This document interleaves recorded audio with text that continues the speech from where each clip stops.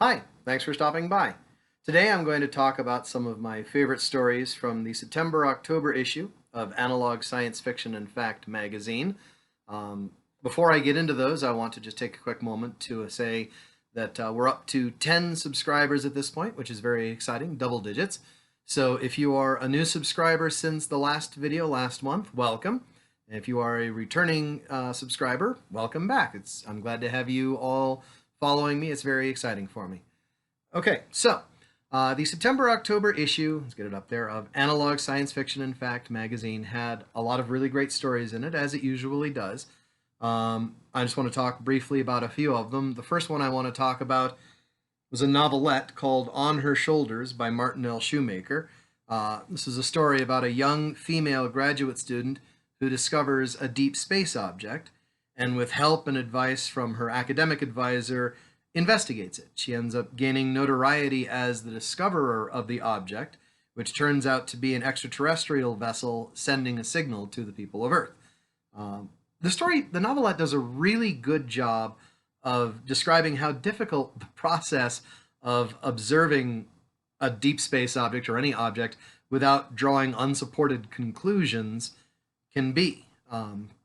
And also dealing with jealousy of the folks who didn't didn't discover the object, dealing with professional jealousy, professional competition, bureaucracy, uh, people making wild, unsupported conclusions about this, while she, the main character, the person who discovered the object, is trying to hold back and make sure that she has all of her facts straight, and as I said, only present factual information as opposed to wild, unsupported conclusions. The story did a really good job of kind of laying out how tricky that field is, that process rather can be in general, but specifically given the fact that the main character is a female graduate student, because she has to deal with sexism and misogyny in addition to all the other stuff that would normally comes along as part of discovering and investigating something like this. So that was a fantastic novelette. This one was a short story, right? A Family Rendezvous by Brendan Dubois was a short story about an Air Force colonel that saves a mission to a low Earth orbit station, goes out on a brave rescue when something ends up going wrong with the ship as it's trying to make its way into LEO, risks his life to save the transport. And you think, well, he must be an astronaut, right?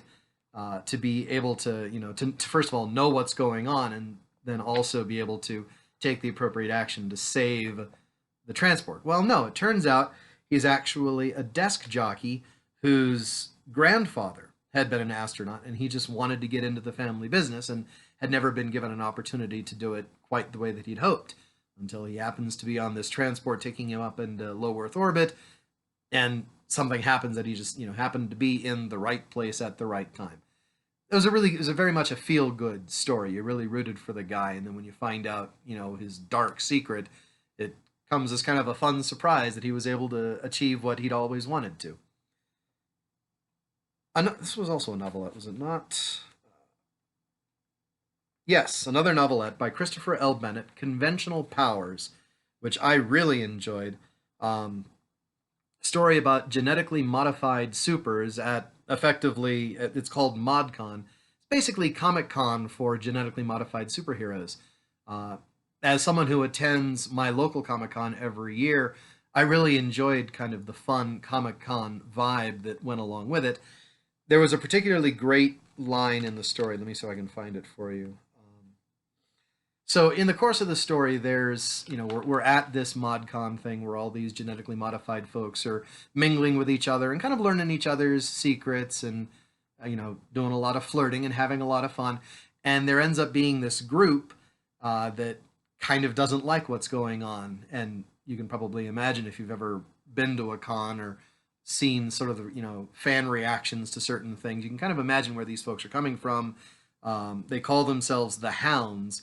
And one of them says, "We're here to speak for the true mods, the gene mods, the pure striders who have seen our community attacked and eroded by pretenders, baseliner immigrants who rely on technology to give them strength and dare to call themselves mods."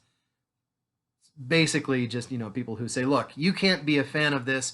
I'm a fan. I was a fan first. I was an original fan. You're only a fan of this because it happens to be hip and trendy and cool. Um, the main character has a great rejoinder to this guy's attitude, where she says, "You're not having your rights violated just because you have to share. That's just being part of a group. You should have learned that in preschool," which is a fantastic rejoinder to that kind of an attitude. Um, I saw on Analog's Facebook page that Christopher Bennett considered his story a satire, or at least the editors of Analog considered it a satire. I don't honestly know that I saw it as a satire. I saw it as a thinly veiled commentary on kind of the present state of fandom and where things are at the moment. And maybe I'm being obvious. Maybe that is a solid definition of satire, but it didn't really strike me as satirical. It honestly struck me as being pretty much in earnest. Although, as I said, I suppose that could actually be a definition of satire. In any event, it was a fantastic story, and I enjoyed reading it very much. And the last one that I want to talk about briefly this was the novella, right? Yes, the novella by Adam Troy Castro, which, if you're someone who's watched these videos before, you've seen me wax poetic on Adam Troy Castro in the past. I am a fan of his work. This was called The Gorilla in a Tutu Principle, or Pecan Pie at Minnie and Earl's. And this was a fantastic story. This was about an astronaut on the moon plagued by visions of other astronauts acting out old Laurel and Hardy routines that only he seems to be able to see.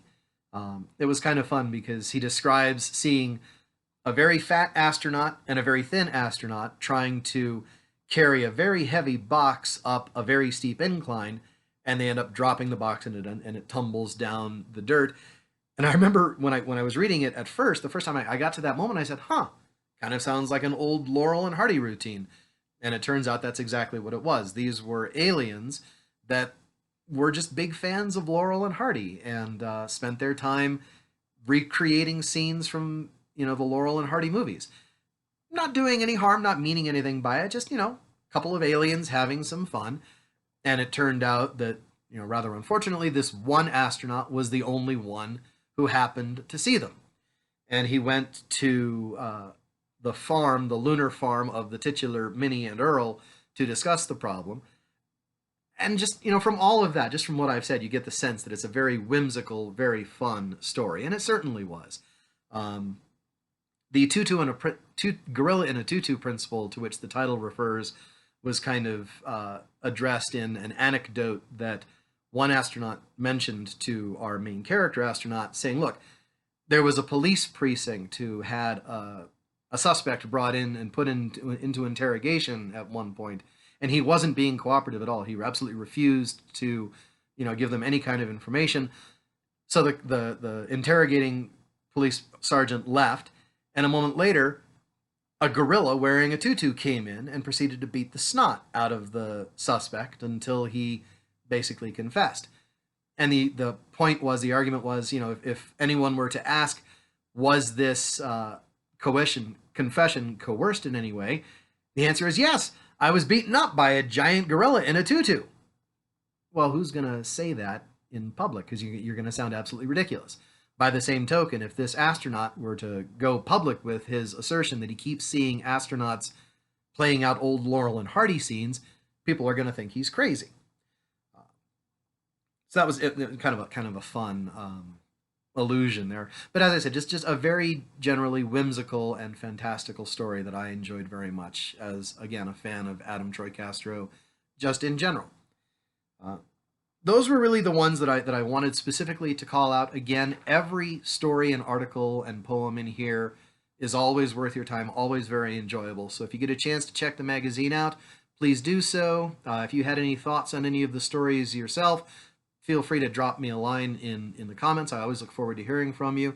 This was actually interesting. I actually got a comment from one of the authors of one of the stories in the September-October Asimov's magazine, commented on my video from last month reviewing the issue. So that was very interesting and very fun for me. I really appreciated that. I always enjoy hearing from people on these.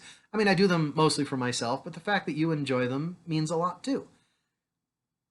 So that's basically it. As I said, if you get a chance, check out the issue. Let me know what you think of any of the stories. Um, if you had a particular favorite that I didn't talk about, I'd like to hear what that was. I have finished reading Resist, the short story collection that I have been teasing for some time now. I'm just kind of doing a little bit of research on some things before I get my video review of that ready. But I hope to have that one up in relatively short order. So until next time, take care.